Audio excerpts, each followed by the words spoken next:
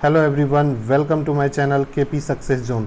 दोस्तों, आज हम लोग शुरू करने वाले हैं बिहार एसएससी का सीजीएल का सेट, जो कि तीसरा सेट है। आज का 2 सेट का डिस्कशन ऑलरेडी हमारे चैनल पे अपलोड कर दिया गया है, तो अगर आप लोग उसको नहीं देखें तो चैनल के प्लेलिस्ट में जाके देख सकते हैं, या इसका लिंक हम डिस्क्रिप्शन में डाल देंगे, वहाँ से भी आप देख सकते हैं। आज हम लोग तीसरे सेट का डिस्कशन करेंगे और ये यूनिक पब्लिकेशन का सेट है।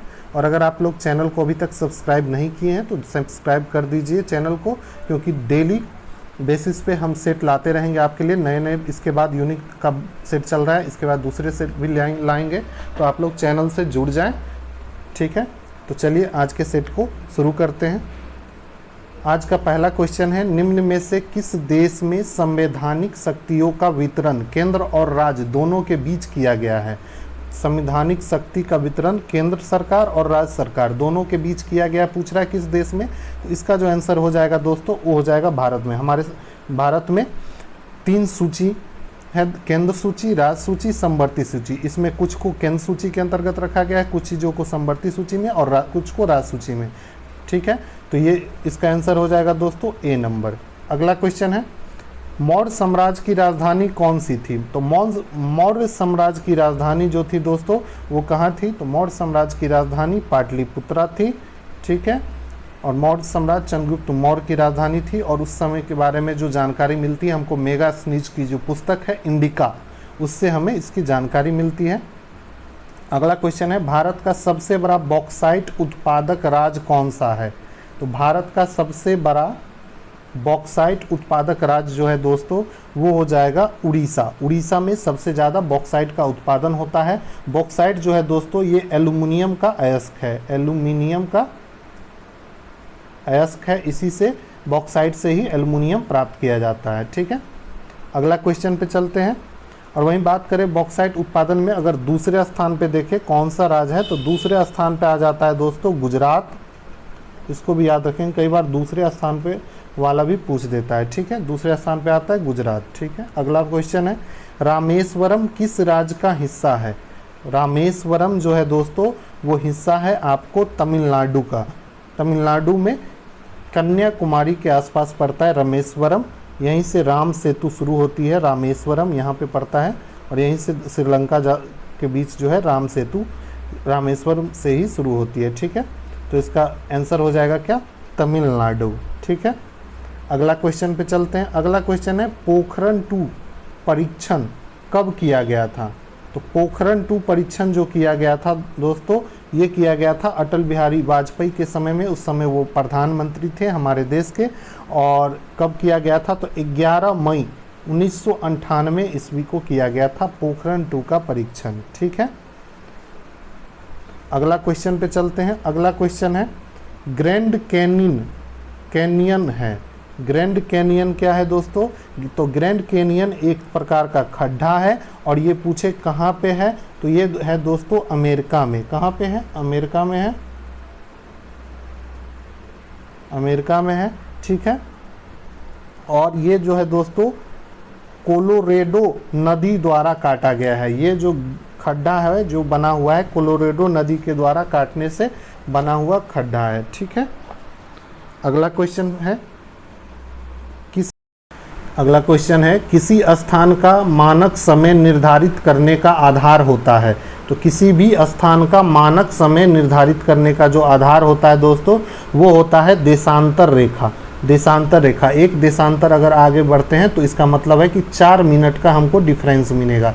एक देशांतर अगर हम आगे बढ़ते हैं तो हमें कितना मिलता है? 4 मिनट का डिफरेंस मिलता है, ठीक है। अगला क्वेश्चन है, बोडो निवासी है। बोडो एक प्रकार की जनजाति है जो कहाँ पे निवास करती है? तो बोडो निवास करती है दोस्तों गारो के पहाड़ी में। गारो पहाड़ी जो हमारे पूर्वी भारत में पड़ती है दोस्तों। और ये 3 राज्य में बोडो जनजाति निवास करती है 3 राज्य में। और वो कौन कौन से हैं? तो एक है असम, दूसरा है दोस्तों मेघालय, और तीसरा है मिजोरम। ये तीनों राज्य को आप लोग याद रखेंगे। यहाँ पे बोडो जनजाति का निवास स्थान है। अगला क्वेश्चन है, पनामा नहर जोड़ती है। तो पनामा नहर जो है दोस्तों वो किसको किसको जोड़ती है, तो पनामा नहर जोड़ती है उत्तरी अमेरिका को दक्षिणी अमेरिका के साथ जोड़ती है पनामा नहर। ठीक है, अगला क्वेश्चन है माउंट एटना क्या है। तो माउंट एटना जो है दोस्तों एक ज्वालामुखी है, और माउंट एटना जो है दोस्तों एक सक्रिय ज्वालामुखी है, एक सक्रिय ज्वालामुखी है जो कि कहाँ पे है दोस्तों, यह है दोस्तों यूरोप के इटली में, यूरोप के इटली में। और कभी कभी पूछ देता है किस द्वीप पे है दोस्तों, तो माउंट एटना जो है दोस्तों वो है सिसिली द्वीप पे। किस पे है, सिसिली द्वीप पे। ये क्वेश्चन भी पूछा जाता है तो इसको भी याद रखेंगे। अगला क्वेश्चन है हिमालय का पर्वत पादीय प्रदेश है। तो हिमालय का जो पर्वत पादीय, जो हिमालय का सबसे नीचे वाला पार्ट होता है उसको क्या बोलते हैं, जहाँ से हिमालय स्टार्ट होती है पहाड़, उसको बोला जाता है दोस्तों शिवालिक। शिवालिक बोला जाता है। क्या बोला जाता है, शिवालिक। ये सबसे कम ऊंचा होता है। अगला क्वेश्चन है भारत का सबसे बड़ा रबर उत्पादक राज्य कौन सा है। तो भारत का सबसे बड़ा रबर उत्पादक राज्य जो है दोस्तों वो है केरल। केरल में सबसे ज़्यादा रबर का उत्पादन होता है। ठीक है, और अगर पूछे कृत्रिम रबर का कारखाना कहाँ पे है, भारत का पहला कृत्रिम रबर का कारखाना, तो ये है दोस्तों बरेली में।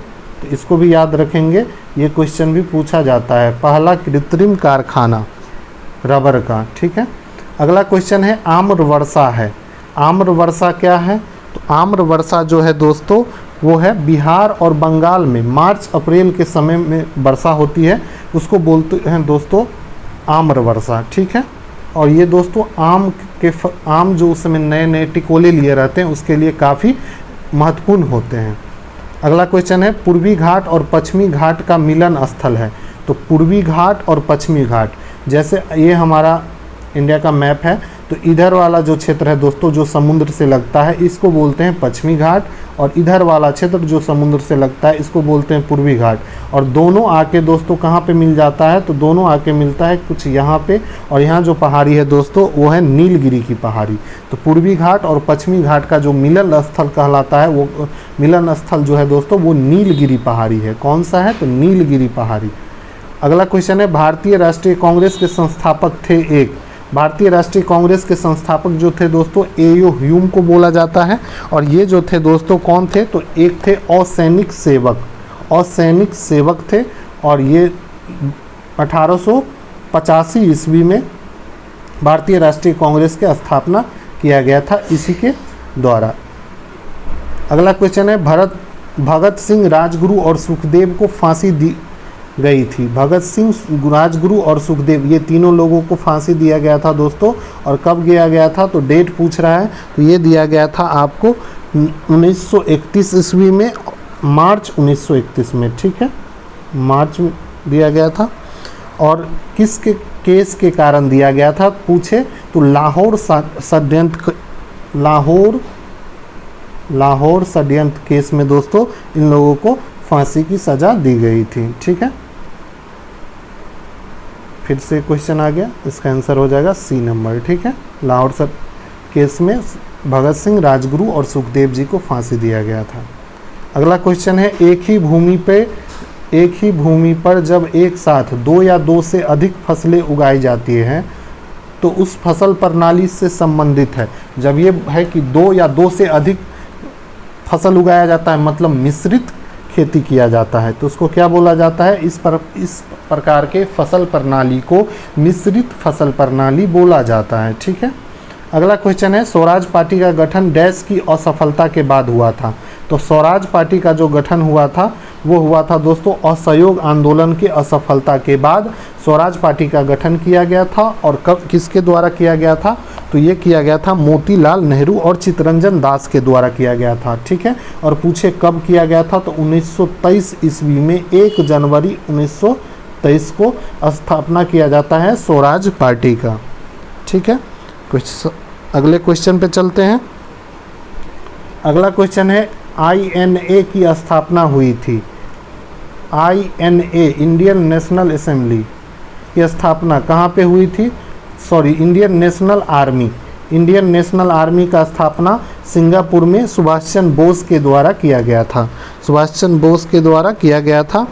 और कब किया गया था? तो 1943 ईस्वी में इंडियन नेशनल आर्मी का स्थापना किया गया था। अगला क्वेश्चन है, अखिल भारतीय खिलाफत सम्मेलन जो 1919 ईस्वी में हुआ था, उसके अध्यक्ष किसे चुना गया था? तो अखिल भारतीय खिलाफत सम्मेलन जो हुआ था दोस्तों 1919 में, उसके अध्यक्ष चुने गए थे दोस्तों महात्मा गांधी। महात्मा गांधी को अध्यक्ष चुना गया था। और ये कब हुआ था दोस्तों? तो 23 नवंबर 1919 को हुआ था।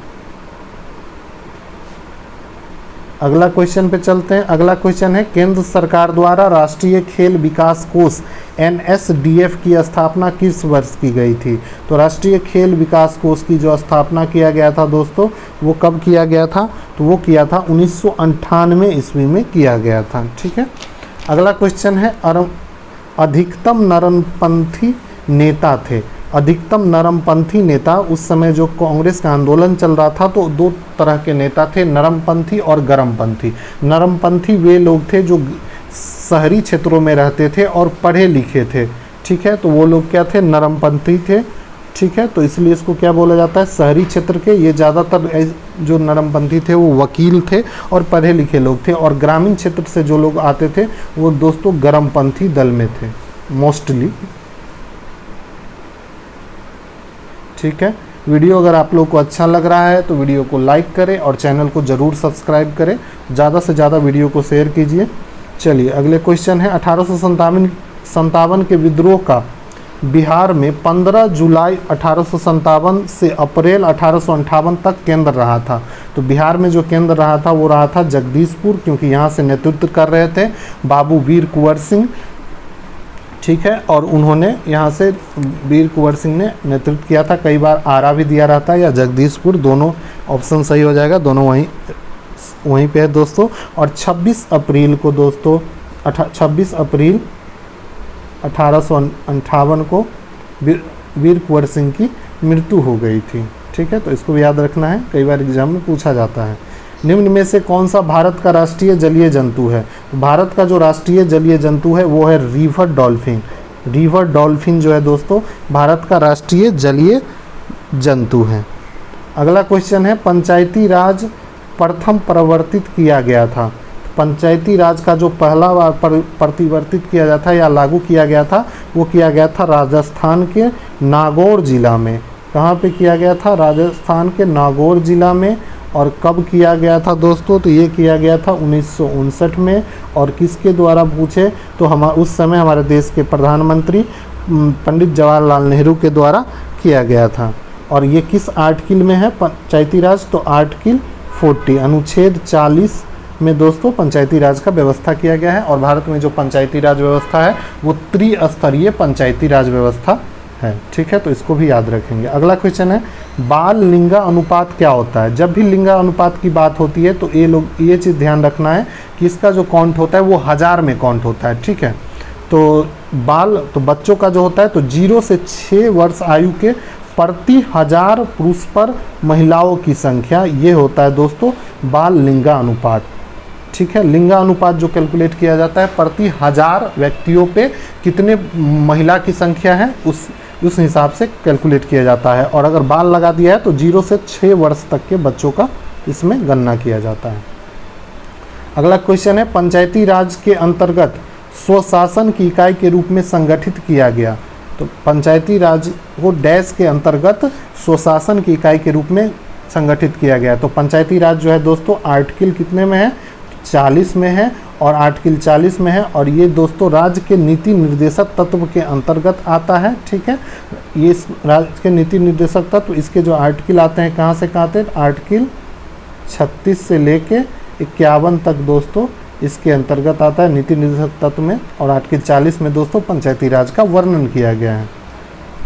अगला क्वेश्चन है, वर्ष 1992 में ब्राज़ील की राजधानी रियो डे जेनेरियो में UNED ने घोषणा पत्र पर हस्ताक्षर किया था। तो ये कौन सा घोषणा पत्र था? तो ये था दोस्तों एजेंडा 21 और इसमें दोस्तों पर्यावरण संरक्षण की बात की गई थी। अगला क्वेश्चन है, भारतीय मुद्रा छापी जाती है।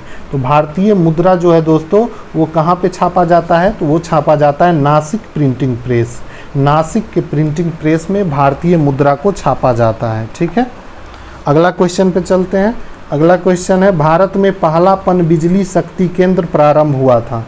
भारत में पहला पनबिजली शक्ति केंद्र जो है दोस्तों वो प्रारंभ हुआ था कहाँ पे? वो हुआ था शिव समुद्रम जलप्रपात, जो कि कहाँ पे है? कावेरी नदी पे है। कावेरी नदी पे है और कहाँ पे है दोस्तों? कर्नाटका में है। कर्नाटका में है। इसका स्थापना जो किया गया था दोस्तों 1902 ईस्वी में किया गया था। ठीक है, अगला क्वेश्चन है, दुर्लभ मुद्रा का आस क्या है? दुर्लभ मुद्रा मतलब वैसा मुद्रा जो हमें बहुत मुश्किल से मिले, उसको क्या बोलेंगे? दुर्लभ मुद्रा। जैसे कि हमारे देश में डॉलर जो है वो क्या है? दुर्लभ मुद्रा है, सभी के पास उपलब्ध नहीं है, इसलिए इसमें जो दुर्लभ मुद्रा जो होते हैं विकसित देश का मुद्रा होता है, उसी को क्या बोलते हैं? हार्ड करेंसी या दुर्लभ मुद्रा। जैसे कि एग्जाम्पल में हम ले सकते हैं, इंडिया वालों के लिए क्या है? डॉलर एक प्रकार का हार्ड करेंसी है। ठीक है, अगला क्वेश्चन है, नाबार्ड उधार देता है। तो नाबार्ड जो है वो दोस्तों किसको उधार देता है? तो नाबार्ड का फुल फॉर्म ही होता है, क्या होता है? तो नेशनल, नाबार्ड का फुल फॉर्म होता है दोस्तों national bank of agriculture and rural development. ठीक है, तो इसका आंसर कौन सा हो जाएगा? कृषि एवं ग्रामीण विकास बैंक। ठीक है, तो ये क्या हो गया? नाबार्ड का फुल फॉर्म। ये कृषि के लिए, खेती के लिए और ग्रामीण विकास के लिए लोन दिया करती है नाबार्ड। ठीक है, अगला क्वेश्चन पे चलते हैं। अगला क्वेश्चन है, और दोस्तों एक और क्वेश्चन इससे पूछा जाता है कि नाबार्ड का स्थापना कब हुआ था? ये भी एग्जाम में बार बार पूछा जाता है। ये नाबार्ड का स्थापना 1982 ईस्वी में हुआ था, इसको भी ध्यान में रखेंगे। ठीक है, अगला क्वेश्चन है, WTO अस्तित्व में आया था। WTO कब अस्तित्व में आया था? तो WTO का जो अस्तित्व में आया था दोस्तों जनवरी 1995 में WTO अस्तित्व में आया था। और आप लोग कमेंट करके बताएंगे कि WTO का हेडक्वार्टर कहाँ पे है। ठीक है, अगला क्वेश्चन है, रॉलेट सत्याग्रह कब और किसके द्वारा की गई थी? रॉलेट सत्याग्रह कब किया गया था दोस्तों? तो 1919 ईस्वी में किया गया था और महात्मा गांधी के द्वारा। 1919 ईस्वी में ही दोस्तों रॉलेट एक्ट आया था। रॉलेट एक्ट आया था, कानून आया था, जिसको दोस्तों गांधी जी के द्वारा काला कानून भी बोला गया था, रॉलेट एक्ट को। ठीक है, और 1919 में ही दोस्तों जलियांवाला हत्याकांड भी होता है 1919 ईस्वी में। ठीक है, तो 1919 की 3-4 चीज़ है जिसको आप लोग याद रखिएगा, बहुत बार एग्जाम में पूछा जाता है। अगला क्वेश्चन है, भारत में ईवीएम का प्रयोग कब शुरू हुआ था? भारत में ईवीएम का जो प्रयोग शुरू हुआ था पहली बार, वो हुआ था दोस्तों केरल में। और कब हुआ था पूछ रहा है, तो हुआ था 1982 ईस्वी में। केरल में हुआ था पहली बार प्रयोग, केरल के विधानसभा के चुनाव में। ठीक है, वहीं अगर लोकसभा में पूछे तो लोकसभा में दोस्तों सबसे पहले ईवीएम का प्रयोग 2004 ईस्वी के इलेक्शन लोकसभा चुनाव में किया गया था। ठीक है, अगला क्वेश्चन है, नीति आयोग है एक। तो नीति आयोग जो है दोस्तों एक प्रकार का क्या है? असंवैधानिक निकाय है, और इसके जो अध्यक्ष होते हैं वो होते हैं जो हमारे देश के पीएम होते हैं। तो इस समय हमारे देश के पीएम मोदी जी हैं, तो अध्यक्ष कौन हुए नीति आयोग के? मोदी जी। तो इस नीति आयोग जो है दोस्तों ये योजना आयोग का ही नाम को बदल के नीति आयोग कर दिया गया 2015 ईस्वी में।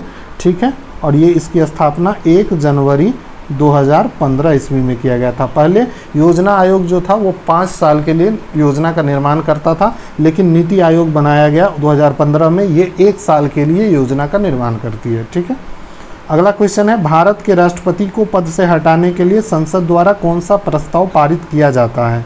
तो भारत के राष्ट्रपति को पद से हटाने के लिए अब महाअभियोग प्रस्ताव पारित किया जाता है, और ये दोस्तों किसी भी सदन के द्वारा पारित किया जा सकता है, लोकसभा या फिर राज्यसभा, किसी एक सभा किसी से भी पारित किया जाता है, और दूसरी सदन जो है इसका जांच करती है।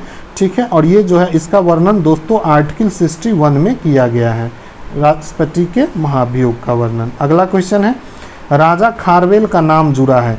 राजा खारवेल जो था दोस्तों, कलिंग का नरेश खारवेल, ये कलिंग का राजा था और इसका जो नाम जुड़ा गया है वो खारवेल के अभिलेख से जुड़ा, कलिंग राजा खारवेल का जो नाम जुड़ा हुआ है दोस्तों, हाथी गुम्फा अभिलेख के साथ जुड़ा हुआ है। और हाथी गुम्फा अभिलेख जो है दोस्तों वो कहाँ पे है, तो ये दोस्तों ये है हाथी गुम्फा मध्य प्रदेश में। ठीक है, अगला क्वेश्चन पे चलते हैं। अगला क्वेश्चन है, किस भारतीय राज्य में बांस की टपक सिंचाई व्यवस्था बहुत लंबे समय से प्रयोग की जाती है? तो बांस की टपक सिंचाई व्यवस्था जो है दोस्तों ये प्रयोग किया जाता है मेघालय में। और मेघालय में दोस्तों सबसे ज़्यादा बांस भी होता है और वहीं पे दोस्तों बांस की टपक सिंचाई व्यवस्था किया जाता है। खजुराहो मंदिर स्थापत्य के निर्माण में सहयोग थे। खजुराहो मंदिर का जो निर्माण हुआ था उसमें किसने सहयोग दिया था, तो उसमें चंदेलों ने सहयोग दिया था। खजुराहो का मंदिर जो है दोस्तों मध्य प्रदेश में है। ठीक है, और ये विश्व विरासत स्थल भी है भारत का। ठीक है, तो इसको याद रखेंगे। अगला क्वेश्चन है, विजयनगर के राजा कृष्णदेव राय ने गोलकुंडा का युद्ध किस राजा के साथ लड़ा था? तो विजयनगर के राजा थे कृष्णदेव राय, जो कि किस वंश से आते थे? तो दोस्तों ये तुलुब वंश के राजा थे। ये भी क्वेश्चन बार बार पूछा जाता है, किस वंश के थे? तो तुलुब वंश के राजा थे। कौन? तुलुब वंश के राजा थे राजा कृष्णदेव राय। इन्होंने गोलकुंडा के राजा के साथ युद्ध किया था। गोलकुंडा का युद्ध कुतुब शाह के साथ, कुतुब शाह के साथ। ठीक है, अगला क्वेश्चन है, मनसीब जो बाबर द्वारा मुस्लिम कानून के नियमों का संग्रह है उसका नाम क्या है? मनसीब, इसी को दोस्तों मुबाइन भी बोला जाता है, तो इसका आंसर हो जाएगा मुबाइन। अगला क्वेश्चन है, काजीरंगा राष्ट्रीय उद्यान किस राज्य में है? तो काजीरंगा राष्ट्रीय उद्यान जो है दोस्तों असम में है। असम में कई राष्ट्रीय उद्यान है, जैसे नामेरी, ओरंग राष्ट्रीय उद्यान, तो इस सबको भी याद रखेंगे। और काजीरंगा राष्ट्रीय उद्यान जो है दोस्तों वो किस चीज़ के लिए फेमस है पूछे तो ये है एक सींग वाले गेंडे के लिए फेमस है। ठीक है, एक सींग वाले गेंडा के लिए फेमस है। ठीक है, तो इसको भी याद रखेंगे, ये क्वेश्चन भी पूछा जाता है। अगला क्वेश्चन है, मेटूर बांध किस नदी पर निर्मित है और किस राज्य में निर्मित है? तो दोस्तों मेटूर बांध जो है दोस्तों ये कावेरी नदी पे तमिलनाडु में निर्मित है। कहाँ पे है? तो कावेरी नदी पे। और किस राज्य में पूछे? तमिलनाडु में। कावेरी पे दोस्तों शिव समुद्रम जलप्रपात भी है, तो इसको भी याद रखेंगे। अगला क्वेश्चन है, 1921 ईस्वी में मोपला आंदोलन की जो शाखा थी वो किसकी शाखा थी? तो मोपला आंदोलन सबसे पहले याद रखेंगे कब हुआ था? 1901 ईस्वी में। बहुत ही इंपॉर्टेंट क्वेश्चन है। और इसके जो नेता थे मोपला विद्रोह के वो कौन थे? तो अली मुसलियार जो थे ये नेता थे मोपला आंदोलन के। और ये जो दोस्तों ये आंदोलन था ये खिलाफत आंदोलन का एक शाखा था। अगला क्वेश्चन है, 6 जुलाई 1942 में वर्धा में महात्मा गांधी ने कांग्रेस की कार्यकारिणी समिति में अपने भारत छोड़ो आंदोलन की चर्चा की। तो भारत छोड़ो आंदोलन की चर्चा कहाँ पे हुआ? तो 6 जुलाई 1942 को वर्धा में हुआ। और किसके द्वारा? महात्मा गांधी के द्वारा। ठीक है, और इसके पूछ रहा है उस समिति के अध्यक्ष कौन थे? तो उस समय जो कांग्रेस के अध्यक्ष थे वो कौन थे? तो वो थे दोस्तों मौलाना अबुल कलाम आज़ाद था। ठीक है, और आज़ाद थे। ठीक है, और इसी में दोस्तों इसको दोस्तों महात्मा गांधी के भारत छोड़ो आंदोलन को 14 जुलाई को कांग्रेस के द्वारा सहमति दे दिया जाता है, सपोर्ट दे दिया जाता है 14 जुलाई को कांग्रेस के द्वारा। उससे पहले गांधी जी 6 जुलाई को बोले थे कि मैं देश की बालू से एक ऐसा आंदोलन खड़ा करूंगा, मतलब कांग्रेस से बड़ा आंदोलन खड़ा कर सकता हूं। तो इसके बाद में कांग्रेस वालों ने भी इसे सपोर्ट कर दिया था। अगला क्वेश्चन है, फ्रंटियर गांधी का असली नाम है। फ्रंटियर गांधी का जो असली नाम था दोस्तों वो क्या था? तो फ्रंटियर गांधी का जो असली नाम था खान अब्दुल गफ़ार खान। खान अब्दुल गफ़ार खान, इन्हीं को दोस्तों सीमांत गांधी भी बोला जाता है। क्या बोला जाता है? सीमांत गांधी। ठीक है, और अगला क्वेश्चन है, 1985 में किए गए भारतीय संविधान के 52वें संशोधन में क्या सुधार किया गया था? तो 1985 में 52वां संविधान संशोधन हुआ था और इसमें क्या संशोधन किया गया था, तो इसमें दल बदल विरोधी कानून को शामिल किया गया था। क्या किया गया था, तो दल बदल विरोधी कानून को शामिल किया गया था। ठीक है, और ये दोस्तों सूची 10 में है, 10 में है, शेड्यूल 10 में। ठीक है, अगला क्वेश्चन है दयानंद सरस्वती द्वारा स्थापित है। तो दयानंद सरस्वती द्वारा क्या स्थापित किया गया था, तो दयानंद सरस्वती के द्वारा दोस्तों स्थापित किया गया था आर्य समाज का। आर्य समाज का स्थापना किसके द्वारा किया गया था, तो दयानंद सरस्वती के द्वारा। दयानंद सरस्वती जिसका नाम मूल शंकर था, इसका पूछा जाता है इसका मूल नाम क्या था, तो दयानंद सरस्वती का मूल नाम जो था मूल शंकर था। दयानंद सरस्वती जो है दोस्तों सत्यार्थ प्रकाश का प्रकाशन करते हैं इस। ठीक है, तो ये भी क्वेश्चन पूछा जाता है। और इन्होंने नारा दिया था दयानंद सरस्वती ने, वेदों की ओर लौट चलो, वेदों की ओर लौट चलो। ये तीनों क्वेश्चन दोस्तों बार बार एग्जाम में पूछा जाता है। वहीं ब्रह्म समाज का जो स्थापना जो किया गया था राजा राम मोहन राय के द्वारा। प्रार्थना समाज का जो स्थापना किया गया था दोस्तों आत्माराम पांडुरंग के द्वारा किया गया था। अगला क्वेश्चन है निम्न में से कौन सी प्रतियोगिता भारतीय फुटबॉल से संबंधित नहीं है। तो पूछ रहा है कौन सी प्रतियोगिता भारतीय फुटबॉल से संबंधित नहीं है। तो इसमें दोस्तों फेडरल कप फुटबॉल से है, डुरंड कप भी फुटबॉल से है, संतोष ट्रॉफी भी फुटबॉल से है, लेकिन रणजी ट्रॉफी जैसा कि आप लोग जानते भी होंगे ये क्रिकेट से संबंधित है। ठीक है, क्रिकेट से संबंधित है, तो इसका आंसर हो जाएगा सी नंबर। ठीक है, वीडियो अगर आप लोग को अच्छा लग रहा है तो वीडियो को ज़्यादा से ज़्यादा शेयर करें और हमारे चैनल को ज़रूर सब्सक्राइब कर लें। एग्ज़ाम तक खूब सारा प्रैक्टिस कराया जाएगा। ठीक है, अब देखिए साइंस का क्वेश्चन यहाँ से स्टार्ट हो जाता है। पहला क्वेश्चन है हाइपरमेट्रोपिया, जिसको दोस्तों दूरदृष्टि दोष भी बोला जाता है। हाइपरमेट्रोपिया को क्या बोला जाता है, दूरदृष्टि दोष। इसके बारे में निम्नलिखित में से कौन सा कथन गलत है, तो इसमें जो इसको दूरदृष्टि दोष कहा जाता है ठीक है, इसमें नेत्र गोलक में वृद्धि दोष, नेत्र गोलक में क्या होता है वृद्धि दोष के कारणों में से एक है। तो ये दोस्तों क्या है, ये दोस्तों बिल्कुल गलत है। नेत्र गोलक में वृद्धि दोष के कारण में से एक ये नहीं होता है, इसमें नहीं होता है। बाकी दोस्तों तीनों सही है। प्रभावी व्यक्ति आसपास की वस्तु को ठीक से नहीं देख सकता है, या इसलिए भी उत्पन्न हो सकती है क्योंकि आँखों के लेंस की फोकल लंबाई बहुत लंबी होती है और इसे दूरदृष्टि दोष कहा जाता है। अगला क्वेश्चन पे चलते हैं। अगला क्वेश्चन है किसी भी खाद्य श्रृंखला में शीर्ष स्तर पर कौन कब्जा कर लेता है। तो किसी भी खाद्य श्रृंखला में शीर्ष पे जो होता है दोस्तों वो होता है मनुष्य। मानव जो है दोस्तों सर्वाहारी के अंतर्गत आता है और किसी भी खाद्य श्रृंखला में शीर्ष पे कौन होता है, तो मनुष्य ही होता है। ठीक है, अगला क्वेश्चन है प्रयोगशाला में सर्वप्रथम डीएनए का संश्लेषण किया था। तो प्रयोगशाला में सर्वप्रथम डीएनए का जो संश्लेषण किया गया था वो किसके द्वारा किया गया था, तो वो किया गया था आपको खुराना के द्वारा। किसके द्वारा, खुराना के द्वारा प्रयोगशाला में सर्वप्रथम डीएनए का संश्लेषण किया गया था। अगला क्वेश्चन है किस धातु से बनाया मिश्र धातु हवाई जहाज या रेल के डिब्बे में पुर्जों के काम में लिया जाता है। तो दोस्तों इसका आंसर हो जाएगा एल्युमिनियम का। एल्युमिनियम से बना मिश्र धातु हवाई जहाज में रेल के डब्बे के पुर्जे के रूप में प्रयोग किया जाता है, क्योंकि एल्युमिनियम जो है दोस्तों काफ़ी हल्का होता है, इन सभी के तुलना में हल्का धातु होता है और इस पे जल्दी जंग नहीं लगता है, जिसके कारण इसका उपयोग किया जाता है। एल्युमिनियम दोस्तों उष्मा और विद्युत दोनों का सुचालक होता है, इसको भी याद रखेंगे। अगला क्वेश्चन है भारत के किस राज्य में चांदी सर्वाधिक होती है। तो भारत में सबसे ज़्यादा चांदी जो पाया जाता है दोस्तों राजस्थान में पाया जाता है, और वहाँ पे दोस्तों जावर की खान है, वहाँ पे दोस्तों सबसे ज़्यादा भारत में चांदी का उत्पादन होता है। अगला क्वेश्चन पे चलते हैं। अगला क्वेश्चन है किस गैस को आंसू गैस की तरह काम में लेते हैं। आंसू गैस की तरह बोल रहा है, ठीक है, तो सल्फर डाइऑक्साइड को दोस्तों आंसू गैस की तरह काम करते हैं, लेकिन अगर आंसू गैस पूछे तो इसका फार्मूला हो जाएगा नाइट्रोजन ऑक्साइड। सॉरी, ये तो लाफिंग गैस होता है। आंसू गैस के रूप में जो प्रयोग किया जाता है सल्फर ऑक्साइड को ही प्रयोग किया जाता है, ठीक है।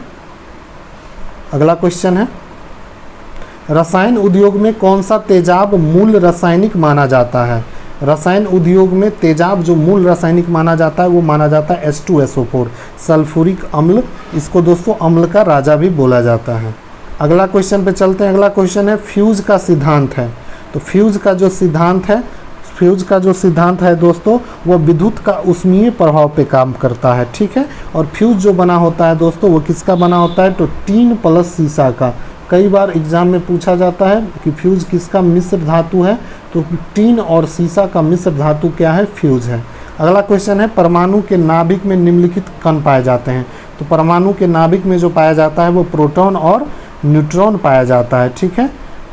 परमाणु के नाभिक में यहाँ प्रोटॉन प्लस न्यूट्रॉन पाया जाता है।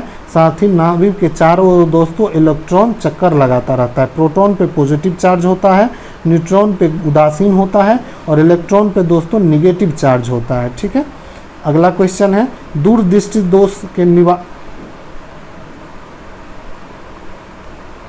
दूरदृष्टि निवारण के लिए काम में लेते हैं। तो दूरदृष्टि के निवारण के लिए काम में जो लिया जाता है दोस्तों वो किसको लिया जाता है, तो दूरदृष्टि दोष को दूर करने के लिए उत्तल लेंस का प्रयोग किया जाता है। अगला क्वेश्चन है धोने के सोडे का रासायनिक सूत्र क्या है। तो धोने के सोडा का जो रासायनिक सूत्र है, जिसको धोने वाला सोडा बोलते हैं या वॉशिंग सोडा बोलते हैं, इसका हो जाएगा सोडियम कार्बोनेट Na2CO3। वहीं NaHCO3 जो है तो है दोस्तों ये होता है दोस्तों खाने वाला सोडा। ये दोनों क्वेश्चन बार बार एग्जाम में पूछा जाता है, इसको बिल्कुल याद कर लेना, कंफ्यूज नहीं होना है, ठीक है। अगला क्वेश्चन है ठोस कपूर से कपूर वाष्प बनाने की प्रक्रिया को कहते हैं। तो ठोस कपूर से कपूर वाष्प बनाने की प्रक्रिया को बोला जाता है उर्ध्वपातन। इसमें दोस्तों ठोस से कपूर जो होता है, ठोस से सीधे गैस में परिवर्तन हो जाता है कपूर का, ठीक है। किस विधि के द्वारा, तो उर्ध्वपातन के द्वारा। अगला क्वेश्चन है कुछ दिनों के बाद पीतल और कांस की मूर्तियाँ हरी हो जाती है, इसका कारण क्या है। तो कुछ दिन के बाद पीतल और कांस की मूर्ति हरी हो जाती है, इसका जो कारण है दोस्तों वो है संक्षारण। संक्षारण के कारण क्या होता है, पीतल और कांस की मूर्ति हरी हो जाती है। अगला क्वेश्चन है निम्न में से कौन सा धातु अर्धचालक की तरह कार्य ट्रांजिस्टर में प्रयोग किया जाता है। तो अर्धचालक मतलब सेमीकंडक्टर की तरह जो कार्य किया जाता है जर्मेनियम के द्वारा। यहाँ जर्मेनियम सेमीकंडक्टर है, ये ट्रांजिस्टर में प्रयोग होता है। अगर जर्मेनियम के जगह सिलिकॉन होता तो सिलिकॉन का यूज करते, ठीक है। अगला क्वेश्चन है डैश आसपास से ध्वनि को एकत्रित करता है। तो आसपास से ध्वनि को कौन एकत्रित करता है दोस्तों, तो आसपास से ध्वनि को जो एकत्रित करने का काम करता है वो करता है कर्णपाली, जिसको पिन्ना भी बोलते हैं। कर्णपाली आसपास से क्या करता है, ध्वनि को एकत्रित करता है। अगला क्वेश्चन है निम्न में से किसकी कमी से मनुष्य में मधुमेह हो जाता है। मधुमेह रोग जो होता है दोस्तों इंसुलिन की कमी से होता है। मनुष्य में इंसुलिन की कमी से क्या हो जाता है, मधुमेह रोग हो जाता है। अगला क्वेश्चन है विटामिन जो खट्टे फलों में पाया जाता है तथा चमड़े को स्वस्थ रखने में ज़रूरी होता है, तो है दोस्तों विटामिन सी।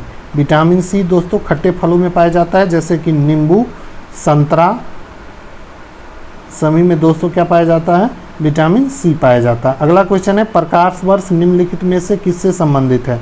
तो प्रकाश वर्ष जो है दोस्तों वो दूरी से संबंधित है, ठीक है।